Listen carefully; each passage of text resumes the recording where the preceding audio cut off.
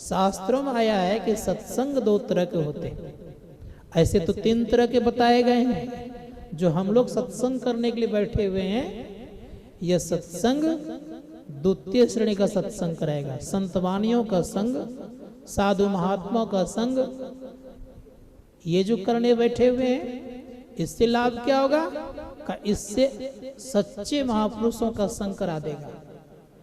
सुनते सुनते आपके अंदर में संस्कार उत्पन्न होते होते आप एक न एक दिन ऐसे बनेंगे कि आपको उच्च कोटि के महापुरुषों का दर्शन होगा, और परिणाम ये होगा कि आपको 1 नंबर के सत्संग की जुक्ति बता देंगे। जुक्ति समझते हैं क्या होता है? संतों ने कहा कि परमात्मा की प्राप्ति करने की जो यत्न है, रास्ता है, मार्ग है, उसको बताने वाले कोई कोई होते हैं, कोई बिरले होते हैं।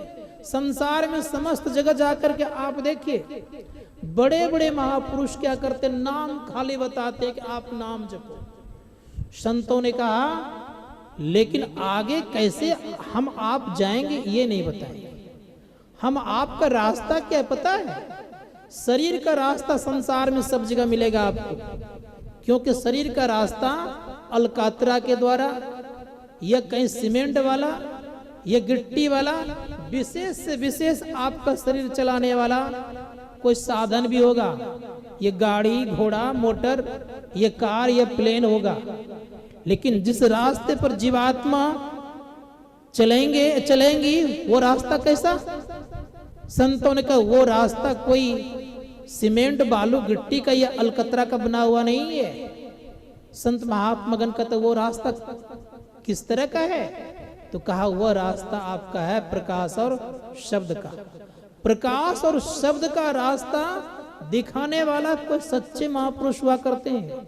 उसकी जुक्ति बताने वाले सबके सब नहीं होते हैं। इसलिए हमारे गुरु महाराज ने कहा धर्म कथा बाहर सत्संगा अंतर सत्संग ध्यान अभंगा। जो ध्यान करेंगे याद रखिएगा, उनको अपने अंदर में प्रकाश का उदय होगा। प्रकाश आपका अपना रास्ता याद रखिएगा, और उसी प्रकाश में शब्द होता है। इस प्रकाश में हम संसार के कार्यों का संपादन करते हैं। लेकिन भीतर में अगर प्रकाश नहीं होगा तो आपका शरीर नहीं रह सकता।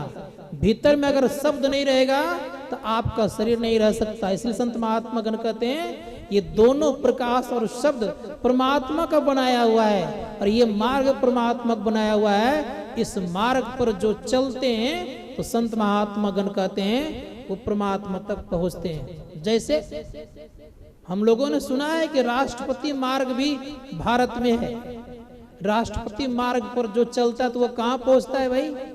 राष्ट्रपति के पास पहुंचता है। उसी प्रकार से याद रखिएगा, जो परमपिता परमात्मा के मार्ग पर चलेगा वो कहाँ पहुंचेगा? तो परमात्मा तक पहुंचेगा। वो मार्ग कैसा है?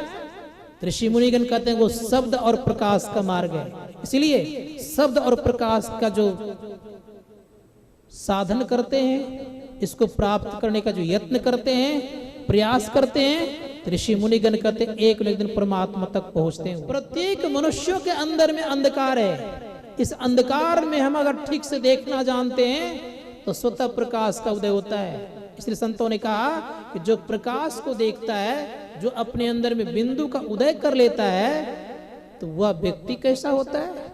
संत पलटूदास जी महाराज से पूछा जाए और जाना जाए, उन्होंने क्या कहा है। संत पलटूदास जी महाराज ने कहा कि जाके घट बिंद नाद जरे ताका चरण बंदन महेश करे। और संत पलटूदास जी महाराज पुनः कहते हैं कि जिसके अंदर में बिंदु और नाद है उनकी स्थिति कैसी होगी? कहा बिंदु में तहा नाद बोले रैन दिवस सुहावनम पलटूदास सोई जन विष्णु स्वरूपनम। अर्थात याद रखिएगा, जिन व्यक्तियों के अंदर में प्रकाश और शब्द होता है वह व्यक्ति विष्णु के स्वरूप के हो जाते हैं। इसलिए शास्त्रकार कहते हैं कि अपने अंदर में अवश्य बिंदु और नाद की उत्पत्ति अर्थात प्रकाश और शब्द की उत्पत्ति करने का प्रयास और प्रयत्न करेंगे। हम आपका साधन करना अर्थात साधना करना सार्थक होगा। हम आपका जीवन सुखमय होगा। इसीलिए सदैव याद रखिएगा, आंतरिक सत्संग जो करते हैं वो परमात्मा तक पहुंचते हैं। और ये बाह्य सत्संग आंतरिक सत्संग करने के लिए प्रेरणा देते हैं। इसीलिए सदैव याद रखिएगा, हमें बाह्य सत्संग एक प्रकार का समझिए पानी है और अंदर का सत्संग भोजन है। केवल लोग भोजन करे पानी ना पिए तो क्या उनके भोजन पच जाएंगे? साथ ही साथ आंतरिक सत्संग अति अनिवार्य है। संतों ने कहा कि दोनों तरह का सत्संग कीजिए तो हमारा आपका जीवन सुखमय और आनंदमय होगा।